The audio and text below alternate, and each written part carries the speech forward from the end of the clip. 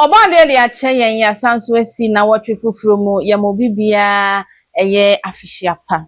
na chama Wontumi ehunama ne mpanimfo se wotina du fochie so edi brofra wotofo wanofo we ne tone nano ne mfimfim mu nyina afọ esitiri adenti na mekasa aha eye Xposed GH. Don't forget to subscribe no wa share de amame media ene Empress Ann chama Wontumi ejina akono yedi kan a convicted on the first case emodasoa epre eko ene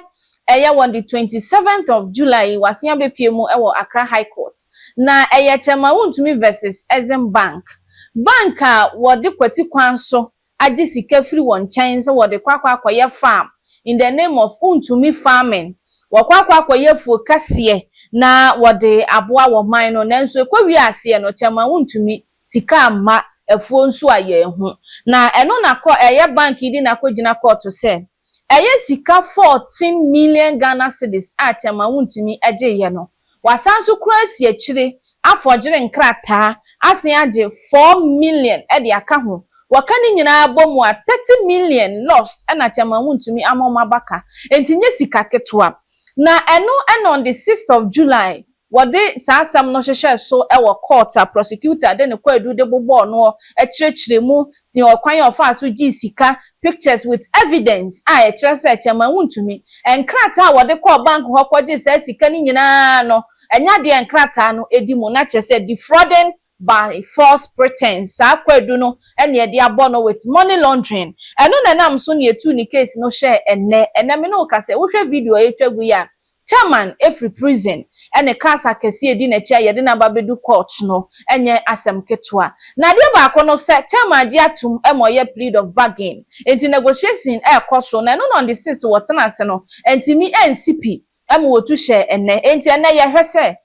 plead of bargain no wobeka amanasi fei chairman atu sika no anase eno so yebema ne kwadu a yebekwa akọ convict na edi mfie ni bi ebeka ne mfie ho na ohwa chama Wontumi afiase wo ma akosra no for andro NPP mpanifo di adanse se pokpo biribiri ate esi chairman so yade a chairman ewo so pa yie esanse wono amu no oye diabetic patient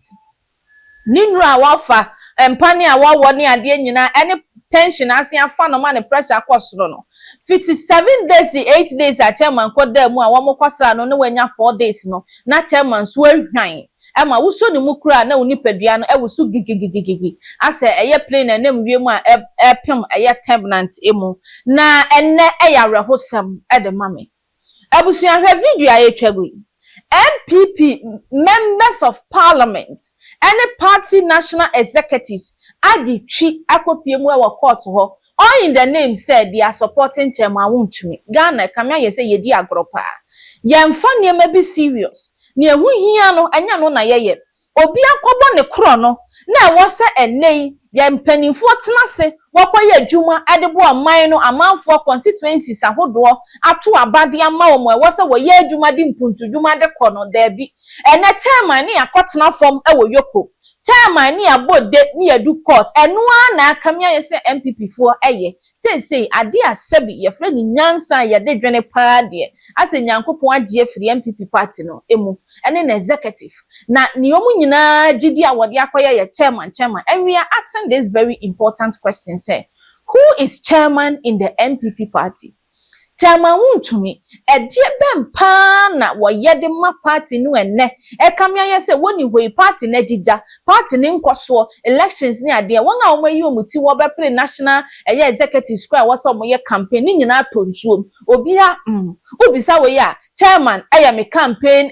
financier we say chairman me campaign financier then eno na ma yete ase se chama Wontumi kasa obi ntimi nkebi wodidi mpanimfo atam Kennedy no de amemma no President Mahama no de amemma no ene oye